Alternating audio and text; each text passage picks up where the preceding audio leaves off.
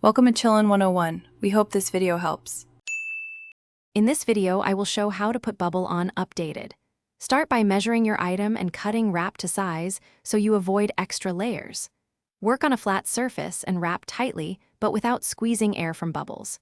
Use one continuous sheet when possible to minimize seams and secure edges with small strips of tape.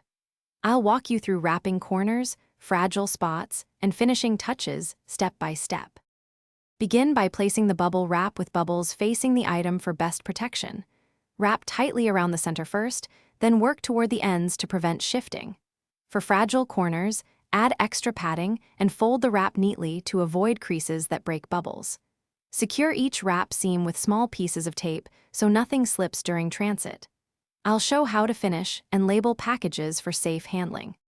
When dealing with odd shapes, cut multiple small sheets and layer them for a snug fit that prevents movement. Double up on thin areas or use foam for extra strength around handles and edges. Pack heavier items at the bottom and lighter ones on top if shipping multiple pieces together. Seal seams thoroughly and shake the package gently to check for any internal movement before sealing the box. Thanks for watching. Consider subscribing if we helped you.